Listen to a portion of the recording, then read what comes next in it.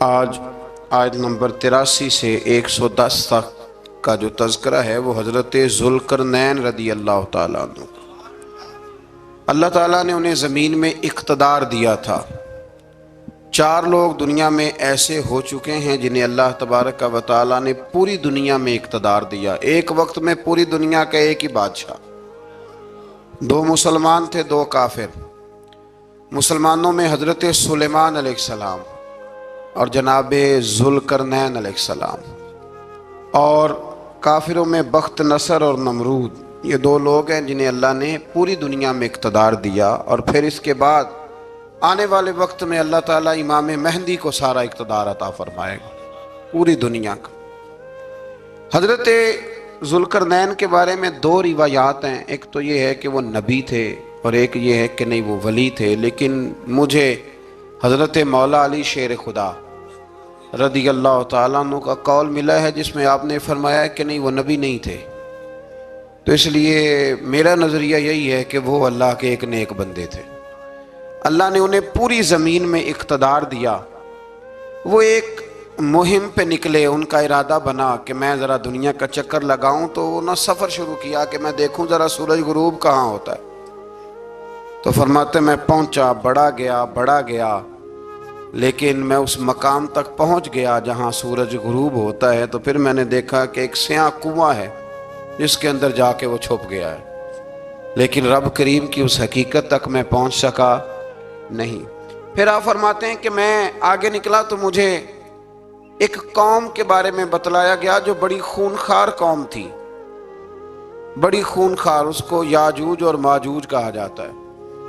یہ قوم اتنی خونخوار تھی کہ یہ درندوں کو بھی کھا جایا کرتے تھے، اتنے لمبے چوڑے ان کے قد تھے، اتنے زیادہ طاقتور تھے کہ سانپ اور بچھو بھی کھا جاتے تھے۔ یہ نکلا کرتے تھے سبزے کے دنوں میں تو ساری کھیتیاں اجاڑ جاتے تھے، ہر چیز تباہ کر جاتے تھے، حتیٰ کہ انسانوں تک کو کھا جاتے تھے۔ تو حضرت ذوالقرنین جب وہاں پہنچے، اللہ تبارک و تعالیٰ نے انہیں ان مظلوم لوگوں کا مددگار بنایا جن پر یاجوج اور ماجوج کی قوم ظلم کرتی تھی۔ انہوں نے آپ سے کہا کہ حضور مہربانی فرمائیں، اس قوم سے تو ہماری جان چھڑائیں۔ آپ نے فرمایا تم میری مدد کرو۔ انہوں نے کہا حضور کس طرح؟ فرمایا بس جسمانی طور پر میری مدد کرو۔ تو آپ نے پھر وہاں ایک دیوار بنائی، ایک دیوار، لوہا کاٹ کر، سیسا پگھلا کر، پتھر ڈال کر ایک بڑی موٹی تازی دیوار بنائی، اور اتنی اونچی بنائی، اور پھر اس کے چاروں جانب آگ جلائی تاکہ وہ لوہا اس طرح پگھل جائے کہ وہ دیواروں کے ساتھ چپک جائے، تاکہ کوئی آدمی پیر رکھنا چاہے تو پیر رکھ کے اس پہ چڑھ نہ سکے۔ آپ نے وہ دیوار بنائی۔ اب اس قوم کا حال یہ ہوا کہ وہ اس کے اندر قید ہیں، وہ صبح جب اٹھتے ہیں تو اس کو توڑنا شروع کرتے ہیں، توڑتے رہتے ہیں، تو جب شام ہوتی ہے تو ان میں سے ہر روز ایک شخص کہتا ہے اتنی رہنے دو، باقی کل کریں گے۔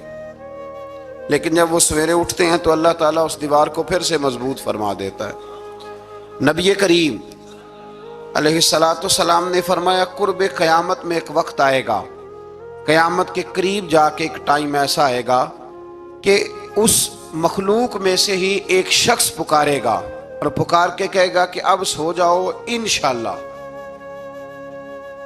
اللہ ان کی زبان پہ جاری کہے گا اب سو جاؤ اور سویرے انشاءاللہ یہیں سے شروع کریں گے۔ تو فرمایا وہ چونکہ انشاءاللہ کہیں گے تو پھر اللہ تبارک و تعالی اگلے دن اس دیوار کو وہیں پہ رکھے گا جہاں رات کو انہوں نے اسے چھوڑا تھا۔ اگلے دن وہ توڑیں گے تو دیوار ساری ٹوٹ جائے گی، اور پھر اللہ تبارک و تعالیٰ کا فضل ہوگا تو مسلمان کی طرف وہ بڑھیں گے، وہ قتل و غارت کریں گے، پھر سے وہی درندگی کریں گے، تو پھر حضرت عیسیٰ علیہ السلام ان کے لیے دعا کریں گے۔ تو دعا کا یہ حال ہوگا کہ ان کے وجود پر کچھ ایسی چیزیں برآمد ہوں گی جن کی وجہ سے وہ مر جائیں گے، ختم کر دیے جائیں گے، قیامت کے قریب جا کے وہ دوبارہ آئیں گے۔ اس کے بعد پھر اللہ تبارک و تعالیٰ نے سورہ کہف کی آخری آیات میں 7 سمندر اور ان جیسے اور بھی آ جائیں، فرمایا 7 سمندر ہوں اور ان جیسے اور بھی آ جائیں، اور مل کر وہ روشنائی بن جائیں تو میرے رب کے کلمات ختم ہونے سے پہلے سمندر ختم ہو جائیں گے۔ اور آخری آیت میں اللہ تعالیٰ نے فرمایا کہ اے رسول صلی اللہ تعالی علیہ وسلم آپ کہہ دیجئے کہ میں تمہاری طرح ہی ایک بشر ہوں، انا بشر مثلکم، میں بھی تمہاری طرح ایک۔ اب مثلکم کا بہت سارے لوگوں نے ترجمہ اپنی طرح کا کر لیا ہے، حالانکہ حضور صلی اللہ تعالی علیہ وسلم نے فرمایا کہ بشر ہونے میں میں تمہاری طرح ہوں، رسول ہونے میں تمہاری طرح نہیں، اللہ کا حبیب ہونے میں تمہاری طرح۔ اور وہ یہ جو میں کہہ رہا ہوں نا نہیں، تو یہ صحیح بخاری کے لفظ ہیں، حضور نے فرمایا ایکم مثلی، کون ہے تم میں جو میری طرح ہو، یہ صحیح بخاری کے لفظ ہیں۔ اللہ تبارک و تعالی سمجھنے کی توفیق عطا فرمائے۔ پھر اس سے آگے سورہ مریم شروع ہوتی ہے۔ اس صورت میں اللہ تبارک و تعالی نے حضرت زکریا علیہ السلام کا ذکر فرمایا ہے کہ وہ لا ولد تھے اور بڑھاپے کی عمر کو پہنچ چکے تھے۔ انہوں نے اللہ تعالیٰ سے اولاد کی دعا کی جو ان کا اور آل یعقوب کا وارث ہو، تو اللہ تعالیٰ نے انہیں بیٹے کی بشارت عطا فرمائی جس کا نام انہوں نے یحییٰ رکھا، بلکہ یہ نام انہوں نے پہلے سے رکھ لیا تھا، یہ یحییٰ نام انہوں نے پہلے سے رکھ لیا تھا۔ مجھے اب لوگ کس سینس میں مسئلہ پوچھتے ہیں یہ نہیں مجھے بتا، لیکن مجھ سے ایک دوست نے کچھ دن پہلے پوچھا کہ پیدائش سے پہلے بچے کا نام رکھنا جائز ہے، تو میں نے انہیں کہا کہ ہاں، آپ سورہ مریم پڑھیں گے تو آپ کا اندازہ ہوگا کہ حضرت زکریا نے بیٹے کا نام پہلے ہی رکھ دیا تھا، کیونکہ انہیں یقین کامل تھا کہ رب کریم مجھے بیٹا ہی عطا فرمائے گا۔ تو حضرت یحییٰ علیہ السلام کو اللہ تعالیٰ نے بچپن میں ہی نبوت عطا کی اور کتاب دی۔ ان کے اوصاف یہ بیان کیے کہ وہ پاکیزہ اور متقی تھے، ماں باپ کے ساتھ نیکی کرنے والے تھے اور سرکش نہیں تھے۔ ان پر سلام ہو جب وہ پیدا ہوئے، اور ان پر سلام ہو جب ان کی وفات ہوئی، اور قیامت کے دن جب انہیں اٹھایا جائے گا۔ اس سے معلوم ہوا کہ نبی کریم علیہ السلام پر یا کسی بھی نبی پر سلام بھیجنا، اور اس دن پر سلام بھیجنا جس دن اللہ تعالیٰ نے انہیں پیدا فرمایا ہے، یہ قرآن مجید سے ثابت ہے۔ یعنی آپ یہ کہہ سکتے ہیں کہ جس سہانی گھڑی چمکا طیبہ کا چاند، اس دل افروز ساعت پہ، دل افروز ساعت پہ اللہ، تو یہ عین قرآن مجید ہے کہ جس دن وہ پیدا ہوئے اس دن ان پر سلام۔ اللہ تعالیٰ سمجھنے کی توفیق عطا فرمائے۔ پھر اس سے آگے چل کر حضرت مریم سلام اللہ علیہا کا ذکر ہے کہ ان کے پاس فرشتہ آیا۔ ہم تیسرے پارے میں بھی ان کا ذکر پڑھ آئے، پھر ایک اور جگہ پہ بھی اشارتاً کنایتاً ان کا تذکر آیا کہ ان کے پاس فرشتہ انسانی شکل میں آیا، اور فرشتے نے آ کے کہا کہ میں آپ کو بیٹے کی بشارت دینے آیا ہوں۔ کہنے لگی میرے پاس کیسے بیٹا آئے گا، مجھے تو کسی مرد نے چھوا ہی نہیں۔ تو فرمایا رب ایسے ہی کرتا ہے جب وہ کسی کام کا ارادہ فرما لیتا ہے۔ تو حضرت مریم کے ہاں اللہ تبارک و تعالیٰ نے حضرت عیسیٰ علیہ السلام کی ولادت فرمائی۔ حضرت عیسیٰ بغیر باپ کے پیدا ہوئے، اور حضرت آدم علیہ السلام غیر ماں باپ کے پیدا ہوئے، تو یہ اللہ کی قدرت کی نشانی ہے۔ اب حضرت عیسیٰ علیہ السلام کی جب ولادت ہوئی تو یہ آپ کا معجزہ اور حضرت مریم کی کرامت سامنے آئی کہ آپ ایک خشک کھجور کے نیچے بیٹھی تو اللہ تعالیٰ نے اسے سرسبز و شاداب کر دیا، اور آپ اس کو ہلاتی تھی تو وہ کھجوریں گرتی تھی۔ بڑی پریشان تھی آپ کے قوم کے سامنے، کیا منہ لے کے جاؤں گی، لوگ کیا کہیں گے۔ لوگوں کے لیے الزام لگانا، پروپیگنڈا کرنا بڑا ہی آسان کام ہے۔ دو ہی تو کام دنیا میں آسان ہے، ایک بدگمانی کرنا اور ایک غیبت کرنا، اور اتنا مزیدار کام ہے کہ آپ ساری دیہڑی کرائیں۔ کوئی بندہ تھکنے کو تیار، معاذ اللہ ثم معاذ اللہ، سارا دن۔ اور اگر آپ کہیں کہ اللہ کا ذکر کرو، تسبیح لے لو، صرف 500 دفعہ درود شریف پڑھ لو، تو پھر کیا بنے گا، کام یاد آ جائے گا، بہت سارے لوگوں نکل لیں گے۔ کبھی کبھی کچھ چیزیں بڑی یاد رہ جاتی ہیں۔ ایک شاعر نے ایک شعر کہا تھا، میری تھوڑی سی شعری ذوق ہے تو مجھے دلچسپی ہے، رہ جاتی ہیں کچھ باتیں ذہن میں۔ ایک دفعہ ہمارے ایک دوست کے بارے میں کچھ پراپیگنڈا ہونے لگا، تو میں نے انہیں ایک شعر لکھ کے بھیجا، مجھے یاد تھا، میں نے ایک شعر لکھا۔ کسی شاعر نے کہا تھا کہ مخلوق تو فنکار ہے اس درجہ کے پل بھر میں، سنگے در کعبہ سے بھی اصنام تراشے۔ کعبے کے اندر سے مٹی لے کے لوگ بت بنا لیتے ہیں اور اللہ کا شریک بناتے ہیں۔ تو کہنے لگا شاعر کہ مخلوق تو فنکار ہے اس درجہ کے پل بھر میں، سنگے در کعبہ سے بھی اصنام تراشے۔ تم کون ہو، کیا چیز ہے داغ کبابی، لوگوں نے تو مریم پہ بھی الزام تراشے۔ لوگ تو منٹ لگاتے ہیں، وہ جو رہی مسجد میں، پلی مسجد میں، لوگوں نے الزام لگانے کا وقت آیا تو الزام لگا دیا، سید عائشہ صدیقہ پہ لگا دیا، صدیق کی بیٹی اور صدیقہ۔ آپ سوچ سکتے ہیں کہ لوگ کہاں تک جاتے ہیں اور باتیں کہاں تک پہنچتی ہیں۔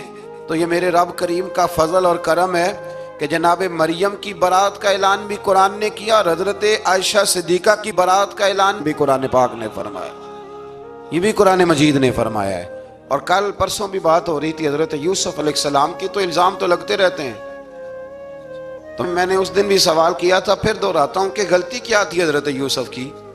کبھی کنواں اندھیرا، کبھی بھائیوں کے تھپڑ، کبھی مصر کا بازار، اور ذرا سوچو تو صحیح، جب بولیاں لگتی ہیں انسان کی تو کیا حال ہوتا ہے۔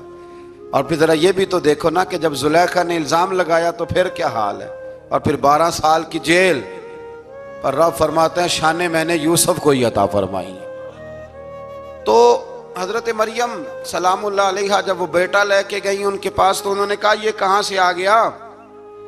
آپ فرمانے لگی میں نے تو چپ کر روزہ رکھا ہوا ہے، اسی سے پوچھ لو یہ کہاں سے آیا ہے، یہی بتائے گا۔ پنگوڑے میں تھے حضرت عیسیٰ علیہ السلام، پنگوڑے میں، تو قرآن مجید کہتا ہے کہنے لگے قال انی عبد اللہ، حضرت عیسیٰ بولے اور بول کے کہنے لگے میں اللہ کا بندہ ہوں، اور آتانی الکتاب، خالی نہیں آیا، کتاب ساتھ لے کے آیا ہوں، وجعلنی نبیا، اور اس نے مجھے نبی بنا کے بھیجا ہے۔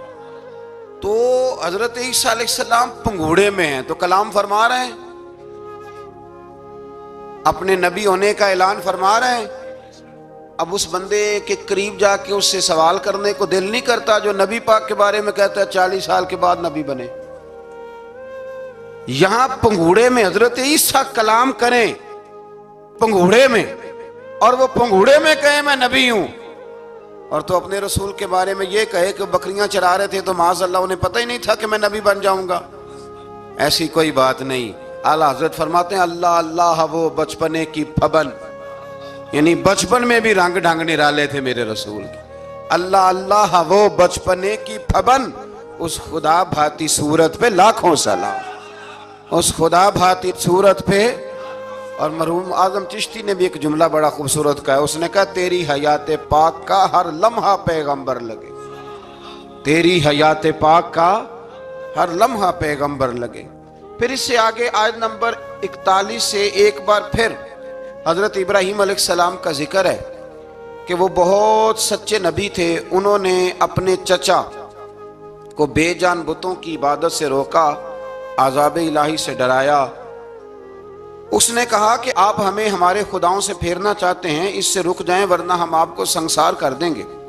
ابراہیم علیہ السلام نے کہا کہ میں آپ کے لیے اپنے رب سے استغفار کرتا رہوں گا، وہ مجھ پر بہت مہربان ہے۔ تو اللہ تبارک و تعالیٰ نے انہیں اسحاق علیہ السلام بیٹے اور یعقوب علیہ السلام پوتے کی بشارت دی، اور یہ بھی فرمایا کہ یہ دونوں نبی بھی ہوں گے۔ پھر آیت نمبر 51 سے لے کر 58 تک مختلف انبیاء کا ذکر ہے۔ اللہ تعالیٰ نے اس میں فرمایا کہ حضرت موسیٰ کو برگزیدہ رسول، نبی اور اللہ کا رازدار کہا گیا، اور حضرت ہارون کی نبوت کا بیان بھی ہوا، اور حضرت اسماعیل کو وعدے کے سچے، نماز اور زکوٰۃ کا حکم دینے والے رسول اور نبی اور اللہ کا پسندیدہ قرار دیا گیا۔ ادریس علیہ السلام کو صدیق نبی قرار دیتے ہوئے فرمایا کہ ہم نے ان کو بلند جگہ پہ بٹھایا ہے۔ کہاں ہے ادریس علیہ السلام؟ چوتھے آسمان میں بھی، اور جنت کا قول بھی ہے۔ دو روایتیں ان کے بارے میں ملتی ہیں، ایک تو یہ ہے کہ وہ حضرت ملک الموت سے ایک دفعہ کہنے لگے تو میرا یار نہیں بن جاتا، اللہ ہی بھلا کرے۔ حضرت اسرائیل کو کہنے لگے دوست بن جو، بن جاتے ہیں، دوستی ہو گئی۔ فرمانے لگے یار موت کا ذائقہ کیسے چکھاتا ہے؟ کہنے لگا میں آپ کو چکھا دیتا ہوں۔ آپ کو موت کا ذائقہ چکھایا اور دوبارہ پھر روح ڈال دی، آپ اٹھ کے بیٹھ گئے۔ کہنے لگے دوزخ تو دکھا، نے وہ بھی دکھا دی۔ فرمایا جنت تو دکھا، جنت بھی دکھائی۔ تو کہنے لگا واپس چلیں، فرمانے لگے اب تو نہیں جانا۔ کیوں؟ فرمایا رب فرماتا ہے ہم فیہ خالدون، جو جنت میں آئے گا یہیں رہے گا۔ میں کہا جناب وہ تو پہلے موت کا ذائقہ چکھنا ہے، پل صراط جو دوزخ کے اوپر ہے وہاں سے گزرنا ہے۔ تو آپ فرمانے لگے یہ دونوں کام میں کر چکا ہوں اور تو نہیں کرائے ہیں، لہذا میں آ گیا ہوں تو میں نے یہیں پہ رہنا ہے۔ اب حضرت ملک الموت علیہ السلام نے عرض کی مالک یہ تیرا بندہ، فرمایا تیری دوست بھی اس کے ساتھ لگی تھی تو میری توفیق سے ہی لگی تھی، اور یہ یہاں تک آئے بھی میری توفیق سے ہی ہے، میرا ارادہ بن گیا انہیں یہاں رکھنے کا۔ میری طلب بھی تو تیرے کرم کا صدقہ ہے، میری طلب بھی تو تیرے کرم کا صدقہ ہے۔ یہ پاؤں اٹھتے نہیں بلکہ یہ اٹھائے جاتے ہیں، تو یہ بھی تو اس کا کرم ہوتا ہے نا کہ وہ کس طرح کر کے کسی کو نوازتا ہے۔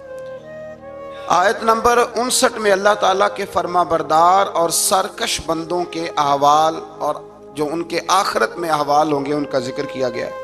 آیت نمبر 66 میں بتایا گیا ہے کہ منکرین آخرت حیات بعد الموت کے بارے میں ہمیشہ شک میں مبتلا رہے۔ انہیں یقین ہونا چاہیے کہ مرنے کے بعد دوبارہ وہی خالق زندہ کرے گا جس نے پہلی بار بغیر کسی نام و نشان کے پیدا کیا۔ آیت نمبر 76 میں بتایا کہ جو لوگ گمراہی میں مبتلا ہیں ان کے ابتلا میں اضافے کے لیے مہلت کی مدت بڑھا دی جاتی، اور جو ہدایت یافتہ ہیں ان کو مزید استقامت نصیب ہوتی ہے۔ اللہ کے ہاں ثواب اور انجام خیر کے اعتبار سے باقی رہنے والی نیکیاں سب سے زیادہ بہتر، ایسی نیکیاں کریں جو باقی رہیں ہمیشہ، کیا کہتے ہیں، صدقہ جاریہ۔ آیت نمبر 81 میں فرمایا کہ مشرکین اس امید پر اللہ کے سوا معبودان باطل کی عبادت کرتے ہیں کہ مشکل میں ان کی مدد کریں گے، فرمایا ہرگز نہیں، وہ ان کے دشمن بن کے عبادت کا انکار کریں گے۔ آیت نمبر 88 میں بتایا کہ کفار نے اللہ کی طرف اولاد کی نسبت کر کے نہایت سخت بات کی۔ یہ تو اتنا سنگین جرم ہے کہ اس سے آسمان پھٹ پڑے، زمین شک ہو جائے اور پہاڑ ریزہ ریزہ ہو جائیں۔ مزید فرمایا کہ آسمان اور زمین میں جو کوئی بھی ہے سب اللہ کے حضور بندے بن کے حاضر ہوں گے۔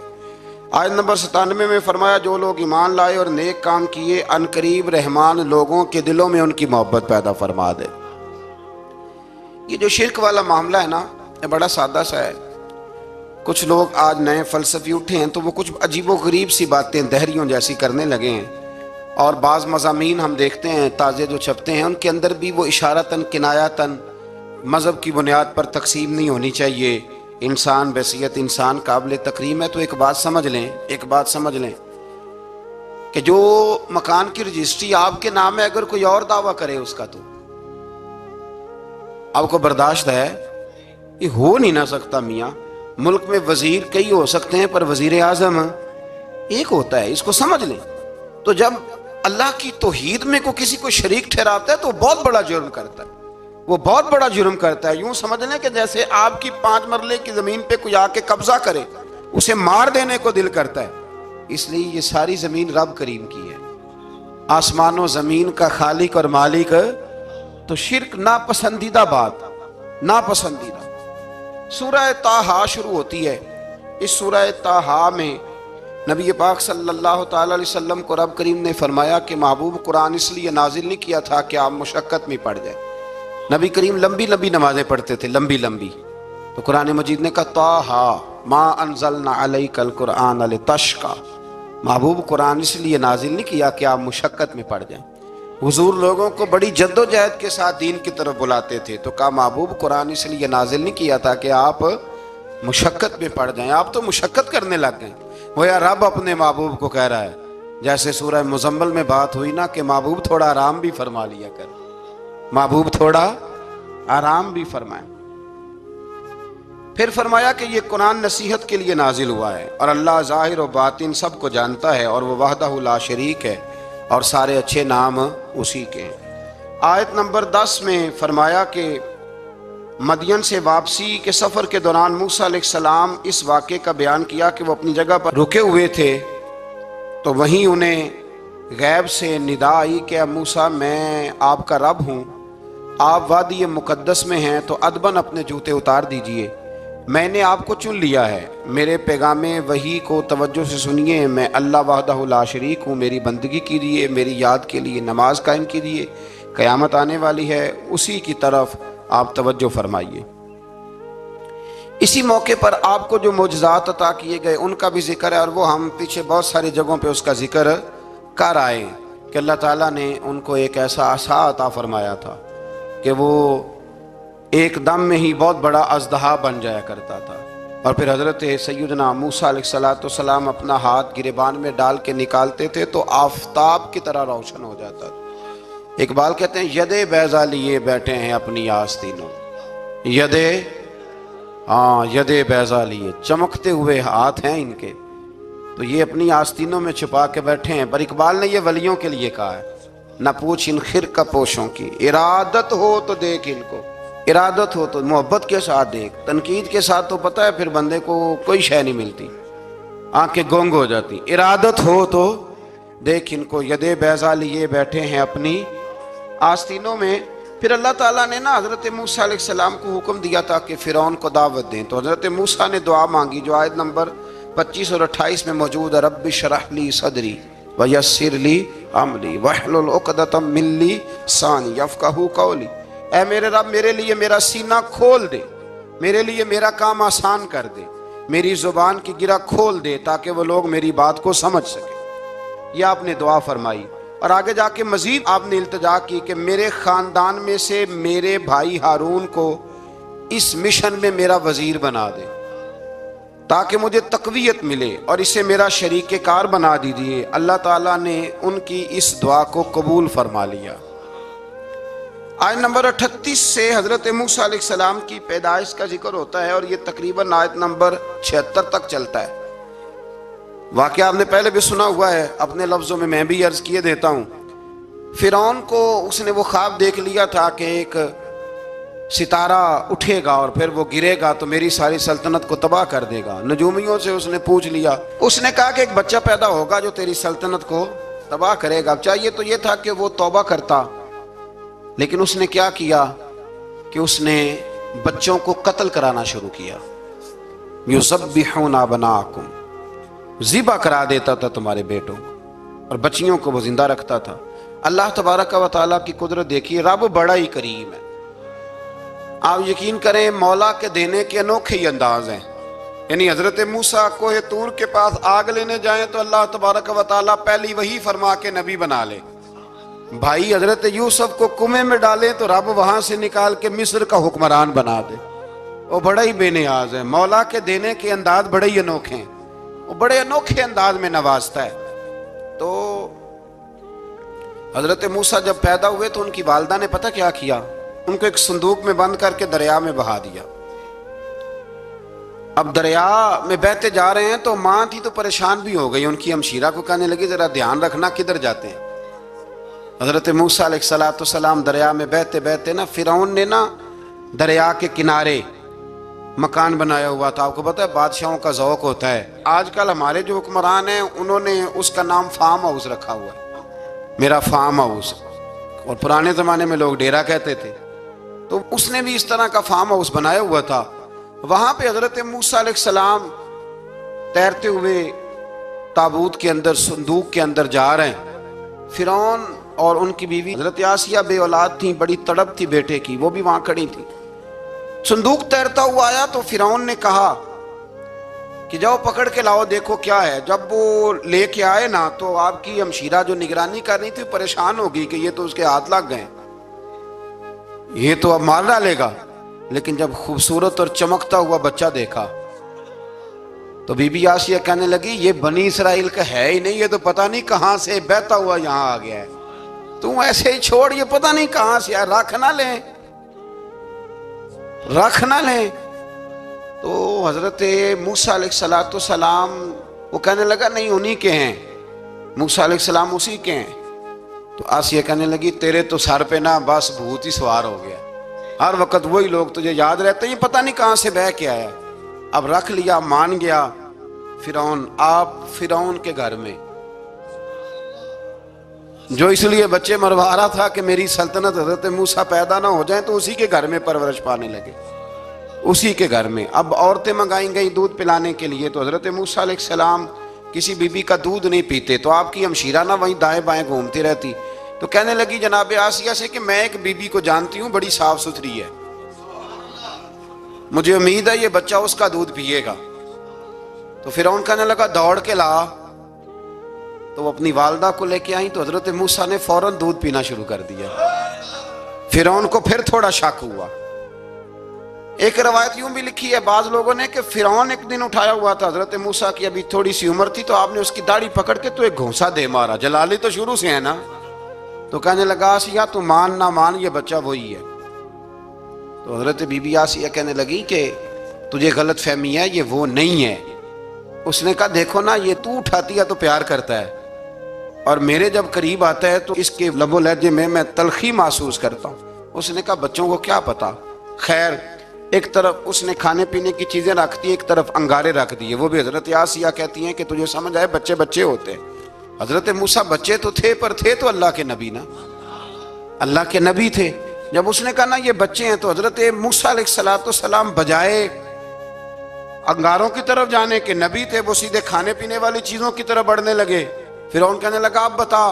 اللہ تعالیٰ نے حضرت جبریل کو بھیجا، انہوں نے کہا ادھر نہیں جانا، آپ ادھر جائیے۔ تو آپ آگ کی طرف گئے اور ایک کوئلہ اٹھا کے زبان پہ رکھ لیا۔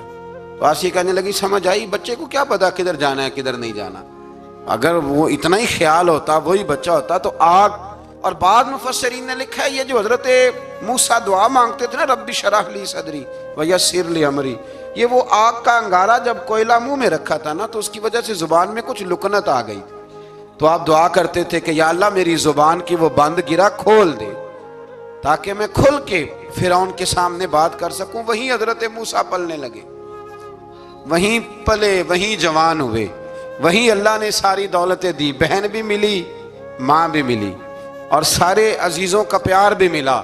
اسی گھر کے اندر اللہ نے پرورش کر کے فرعون کے ظلم سے بنی اسرائیل کو نجات عطا فرمائی۔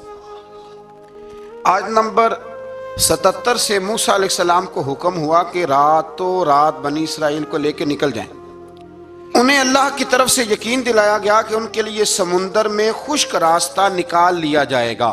فرعون نے ان کا تعاقب کیا اور سمندر میں غرق کر دیے گئے۔ اس مقام پر اللہ تعالیٰ نے بنی اسرائیل پر اپنے احسانات کا ایک بار پھر ذکر فرمایا۔ حضرت سعد بن ابی وقاص رضی اللہ تعالیٰ عنہ بھی ایک دن جہاد کے لیے نکلے تو رستے میں سمندر آ گیا۔ حضرت موسیٰ کی قوم کو نا سمندر نے رستہ دیا تھا، تو جناب سعد بن ابی وقاص سمندر کے کنارے کھڑے ہو کے، اب وہ لوگ پوچھنے لگے حضور کیا کرنا ہے؟ فرمایا کرنا کیا ہے، ابھی دیکھیں کیا ہوتا ہے۔ تو فرمانے لگے وہ سمندر و دریا، اگر تو حضرت موسیٰ کی نافرمان قوم کو رستہ دیتا ہے تو ہم تو رسول اللہ کے فرما بردار غلام ہیں، ہمیں بھی رستہ دے۔ تو 12 رستے بن گئے دریا میں سے۔ جناب سعد بن ابی وقاص لشکر لے کے گزر گئے، باہر گئے تو ایک دفعہ پھر صحابہ کو یقین دلایا، فرمایا کسی کی کوئی چیز تو نہیں رہ گئی دریا میں؟ دشت تو دشت ہیں دریا بھی نہ چھوڑے ہم، بحر ظلمات میں دوڑا دیے۔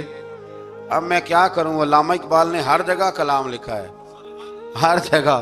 یہ آپ کو پتہ نا، ایک صاحب مجھے بھی سمجھا رہے تھے، میں نے جمعے میں بھی وضاحت کی، کہنے لگے آپ اقبال کی بڑی تعریفیں کرتے ہیں۔ میں نے کہا مجبوری ہے، وہ کام ہی تعریفوں والے کرتے ہیں تو ہو جاتی ہیں، کیا کیا جائے، آمدام برسر مطلب۔ تو حضرت سعد بن ابی وقاص نے پوچھا کچھ رہ تو نہیں گیا؟ کہا جناب پیالہ رہ گیا میرا مٹی کا دریا میں۔ تو حضرت سعد بن ابی وقاص کہنے لگے کوئی مسئلہ نہیں، ہم رسول اللہ کے غلام ہیں، اور اس پر بڑی دلائل ہیں، وقت نہیں ہے آگے بڑھنا ہے۔ فرمایا او دریا، او ہمارا پیالہ تو واپس کر دے۔ تو ایک لہر آئی تو پیالہ بھی کنارے پہ پھینک گئی۔ تو اللہ تعالیٰ نے حضرت موسیٰ علیہ السلام کو کی قوم کو وہاں سے نجات دی۔ آیت نمبر 85 سے سامری کا ذکر ہے۔ سامری ایک جادوگر تھا۔ جب حضرت موسیٰ علیہ السلام تشریف لے گئے نا کوہ طور پہ، تو اس نے نا سونے کا ایک بچڑا بنا دیا تھا، اور اس کے منہ میں ایسی تاریں اس نے لگائی تھیں کہ جب ہوا چلتی تھی تو وہ تاریں بجتی تھیں، مفسرین نے لکھا ہے۔ تو بنی اسرائیل والوں کو یہ کہتا تھا دیکھو یہ بولتا ہے، تو بڑے کمزور ایمان کے لوگ تھے، اس طرف متوجہ ہو گئے، اس طرف متوجہ ہو گئے۔ حضرت موسیٰ علیہ السلام واپس آئے تو انہوں نے پوچھا کہ یہ ماجرا کیا ہے؟ تو اس نے کہا کہ میں نے نا حضرت جبریل علیہ السلام کا گھوڑا جب چل رہا تھا تو ان کے پاؤں سے جو مٹی لگ رہی تھی وہ مٹی میں نے تھوڑی اٹھا لی تھی، اور وہ میں نے اس کے منہ میں رکھی ہے، جس کی وجہ سے اس کے منہ سے آواز ہے۔ وہ مٹی کب اٹھائی تھی وہ بھی لکھا ہے مفسرین نے کہ حضرت موسیٰ علیہ السلام نے جب کہا نا بنی اسرائیل والوں کو کہ گھوڑے ڈالو اندر، حالانکہ رستے بن بھی گئے تھے، پھر بھی کہنے لگے ایسا نہ ہو کہ اندر جائیں تو پانی پھر آ جائے۔ تو یہ جاتے نہیں تھے، ڈرتے تھے، کمزور ایمان کے لوگ تھے نا۔ اصل مسئلہ نا اندر کا ہے۔ آپ یقین کریں یہ بڑی باکمال بات ہے، میں تو اس نتیجے پہ پہنچا ہوں تھوڑی سی زندگی گزار کے کہ یقین اگر مضبوط ہو نا تو انسان کی زندگی کا ہر کٹھن رستہ آسان ہو جاتا ہے۔ لیکن جن لوگوں کے اندر مسائل بہت زیادہ ہوتے ہیں ان کے لیے بیرونی کوئی کام کرنا بھی بڑا ہی مشکل ہوتا ہے۔ تو یہ لوگ کہنے لگے کیسے اندر جائیں گے تو پھر نہ پانی مل جائے۔ تو حضرت جبریل امین آئے گھوڑی پہ بیٹھے ہوئے، انہوں نے آگے آگے گھوڑی دوڑائی، تو آگے گھوڑی دوڑی تو ان کے گھوڑے خود بخود پیچھے دوڑ پڑے۔ حضرت سیدنا جبریل کی گھوڑی جہاں پیر رکھتی تھی وہاں سے سبزہ اگتا تھا، سامری جادوگر تھا، حیرت انگیز چیزوں کو جمع کر لیتا تھا، اس نے وہ جمع کر کے رکھ لی اور بچڑا بنا دیا۔ تو حضرت موسیٰ علیہ السلام نے جب اس سے پوچھا تو اس نے یہ بات بتائی اور کہنے لگا یہ تدبیر مجھے میرے نفس نے سجائی تھی۔ حضرت موسیٰ نے اس سے کہا تو یہاں سے چلا جا، زندگی میں تیرے لیے وحشت کی سزا ہے اور تیری سزا کا وقت آخرت میں مقرر ہے۔ اس کے بعد والی آیات میں اللہ تعالیٰ کی وحدانیت، کتاب اللہ کی حقانیت اور اس سے روح گردانی کرنے والوں کے لیے عذاب آخرت کا بیان ہے۔ وحشت کا بھی عذاب ہوتا ہے کچھ لوگوں کو وحشت کا عذاب یہ ہوتا ہے، یعنی انسان ہر وقت خوف زدہ رہے۔ آیات بتاتی ہیں کہ اس پر کون سا عذاب ہے، اس پر ایک وحشت طاری رہے۔ اللہ سے دعا مانگیں اللہ تبارک و تعالی ان ساری آزمائشوں سے ہمیں محفوظ فرمائے۔ اسی تسلسل میں پھر قیامت اور سور پھونکے جانے کا ذکر ہے۔ آیت نمبر 105 سے فرمایا کہ لوگ آپ سے پہاڑوں کے متعلق سوال کرتے ہیں، آپ ان سے کہہ دیجئے میرا رب انہیں ریزہ ریزہ کر دے گا اور پوری زمین ہموار میدان کی طرح ہو جائے گی۔ آیت نمبر 109 میں قیامت کی ہولناکیوں کا ذکر ہوا اور فرمایا آج اللہ کی بارگاہ میں کسی کو مجال شفاعت نہیں ہوگی سوائے اس کے جسے وہ اذن شفاعت عطا کرے اور جس کے قول سے وہ راضی ہو۔ آیت نمبر 110 سے اکڑی گردنوں کے حی و قیوم کے سامنے جھکنے، ظالموں کے نامراد ہونے اور مومنین صالحین کے کامیاب ہونے کا ذکر ہے۔ آیت نمبر 114 میں علم میں اضافے کی تعلیم کے لیے دعا ارشاد فرمائی گئی ہے جو بڑی معروف ہے، رب زدنی علما۔ آیت نمبر 115 سے اس بات کا ذکر ہے کہ آدم علیہ السلام جو جنت میں درخت کے قریب چلے گئے تو یہ ان کی بھول اور اجتہادی خطا تھی، اللہ نے خود وضاحت فرما دی، اور انہوں نے قصداً اللہ کے حکم کی نافرمانی نہیں کی۔ آدم علیہ السلام کو جنت میں داخل کر کے بتایا کہ یہاں نہ بھوک لاحق ہوگی، نہ بے لباسی ہوگی، نہ پیاس لگے گی، نہ ہی دھوپ کی تپش محسوس ہوگی، اور یہ کہ آپ اپنے دشمن شیطان کی چالوں سے بچے رہیں گے۔ اس مقام پر قرآن نے اس موضوع کو پھر بیان کیا کہ شیطان نے وسوسہ ڈالا اور مخلص اور ہمدرد کا روپ دھار کر ان کو بہکایا۔ انہوں نے ممنوع درخت سے کھا لیا سو ان کے ستر کھل گئے اور جنت کے پتوں سے اپنے ستر کو ڈھانپنے لگے، پھر اللہ نے ان کی توبہ قبول کی اور جنت سے زمین پر بھیج دیا۔ آیت نمبر 124 سے اللہ تعالیٰ نے فرمایا جو ہماری یاد سے غافل رہے گا ہم اس کے لیے معیشت تنگ کر دیں گے، وَمَنْ أَعْرَضَ عَنْ ذِكْرِي فَإِنَّ لَهُ مَعِيشَةً ضَنْكًا، جو ہماری یاد سے غافل ہوگا اس کے لیے زندگی اس پر اللہ تبارک و تعالی ہر وقت اپنی یاد کی توفیق عطا فرمائے۔ آیت نمبر 130 سے اللہ تعالیٰ نے ارشاد فرمایا ان کی باتوں پر صبر کیجئے، سورج کے طلوع اور غروب ہونے سے پہلے اپنے رب کی حمد کے ساتھ تسبیح پڑھتے رہیے، اور رات کے بعض اوقات میں اور دن کے حصوں میں بھی تسبیح پڑھتے رہیے تاکہ آپ کا رب راضی ہو جائے اور آپ بھی راضی ہو جائیں۔ مزید فرمایا کہ اپنے اہل خانہ کو نماز کا حکم دیں اور خود بھی نماز پر قائم رہیں، اور نیک انجام صرف تقوی پر کاربند لوگوں کے لیے۔ کفار قریش کے عذاب کے مطالبے کے جواب میں فرمایا کہ ان سے پہلے لوگوں کو اللہ نے ہلاک کر دیا تھا اور عذاب کا وقت مقرر ہے، اگر ہم رسول بھیجنے سے پہلے ہلاک کرتے تو یہ لوگ کہتے کہ ہمارے پاس عذاب سے پہلے رسول کیوں نہیں بھیجا، ہمیں کوئی سمجھا لیتا، ہم نہ یہ کام کرتے۔ اور فرمایا انتظار کرو تم ان قریب جان لو گے سیدھے راستے والے اور ہدایت یافتہ لوگ کون ہیں۔ یہ 16ویں پارے کے کچھ مندرجات تھے جو میں نے آپ کی خدمت میں عرض کی ہے۔